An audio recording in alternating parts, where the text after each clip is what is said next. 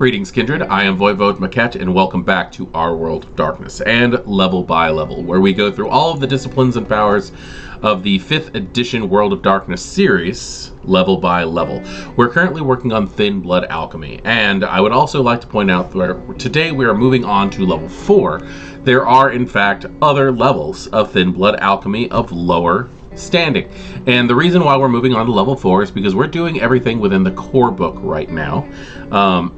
After I'm done with the core book, I'll be happy to go back to Cult of the Blood Gods, the Sabbat Guide, the Camarilla Guide, all of them, and handle all of the disciplines that are located in those further extensions of the books. But I want to cover what is in the core book first.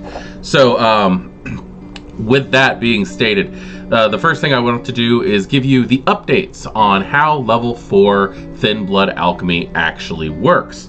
At level 4, the alchemist can develop formulae to counterfeit level 3 powers of other disciplines. At this level, all formulae require a drop of vitae from a vampire of the matching clan or from one who already possesses the counterfeit discipline. For example, to counterfeit shape change, the alchemist needs vitae from a vampire with protean, or from a gangrel. The gangrel would not have to possess protean level 3, or even protean at all. The power is in the blood, not in the specific vampire.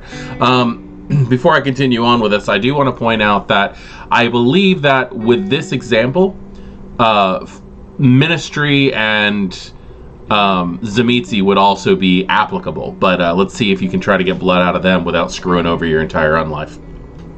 As noted above, this drop does not cost the donor any health, nor does any convey a blood bond. That said, alchemists generally only get such donations as the result of a major boon, or because the donor has some truly horrible and dangerous mission they are attempting to inveigle the alchemist's coterie into carrying out. These formulae take at least 3 nights to distill and at least 3 months to research. So, given that into consideration, the idea that you do now need to start gaining access to affected blood. I don't want to say anything else other than affected, but blood that has touched shape change. So, like I was saying, the idea of the gangrel, the Tzimisce, the Ministry, and as it even states, even other thin blood who have already used this discipline to counterfeit protean before work.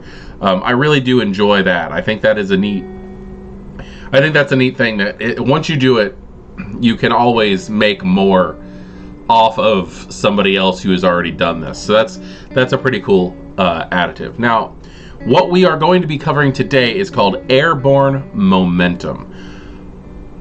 This formula enables the alchemists to lift themselves from the ground, achieving a state of swift flight or floating. They can fly in any direction, including up or down, though their carrying capacity is limited. So we now have flight in the world of darkness for the Thin Bloods. I think that is a very neat thing. Obviously, this is again a movement of the mind carryover, so we are dealing with something that is taken from thaumaturgy yet again, which I don't expect to not see more of those. That is something that is definitely going to happen. But also, for those of you who wish to have some type of rules for how this kind of thing works, if you want to carry over thaumaturgy from older editions over into 5th edition to give your Tremere back some of the power that they seem to have lost, then you've got some rules. Looking into the ingredients for this formula, we have the alchemist's own blood, caloric and sanguine human blood, champagne, bird blood, helium, scopolamine, or belladonna extract. This is kind of an interesting ingredients list because I can understand why you would need the different types of blood, including the bird blood. That makes a lot of sense because we were talking about flight here. Champagne, that's funny. I'm assuming that's because of the rising bubbles and the effervescence. Helium also kind of makes sense. Scopolamine, however, that's used to stop motion sickness during flight. So that's actually just kind of funny to me. And belladonna extract. So we are getting into some more magical use herbs and things like that, poisons and stuff. But the scopolamine thing, that's just going to make me laugh every time I read it, considering. But I can kind of understand where they're going with that, even though it does seem to be a bit funny to me. The activation cost is 1 rouse check. The dice pools are strength plus alchemy versus strength plus alchemy if resisted. That's really interesting. I want to get into the system to figure out exactly what that means by that.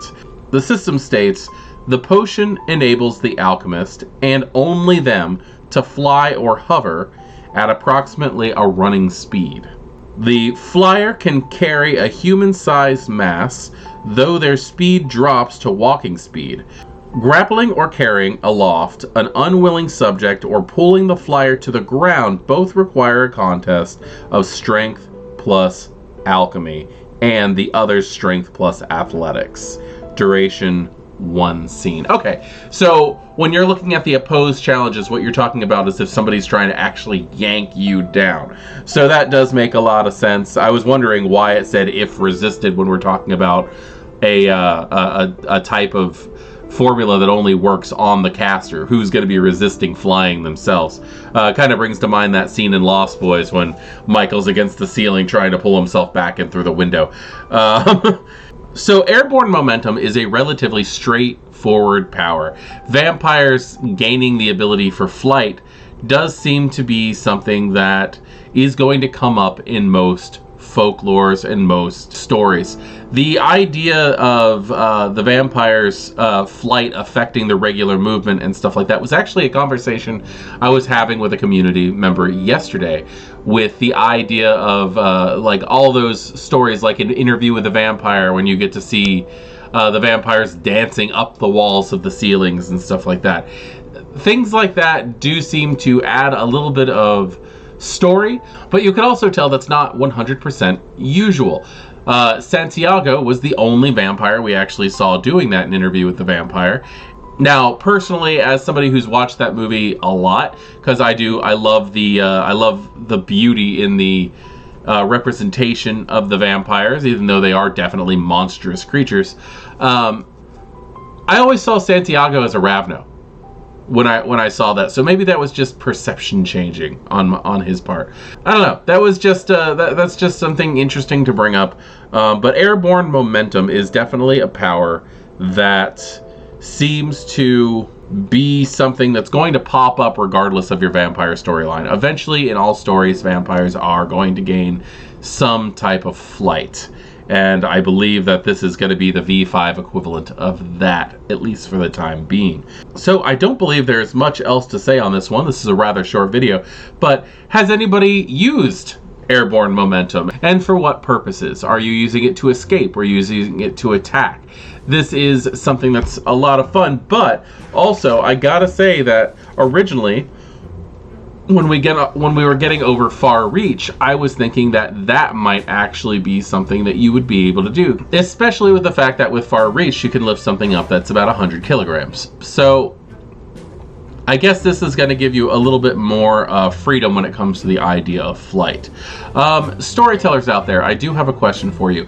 Have you ever allowed Far Reach to be used for flight? That is the first thing that came to mind when I read it, because again, this is something that I always see coming up in vampire storylines. I am Voivode Maquette. This has been Level by Level in our World of Darkness, and I will see you next time. Class dismissed.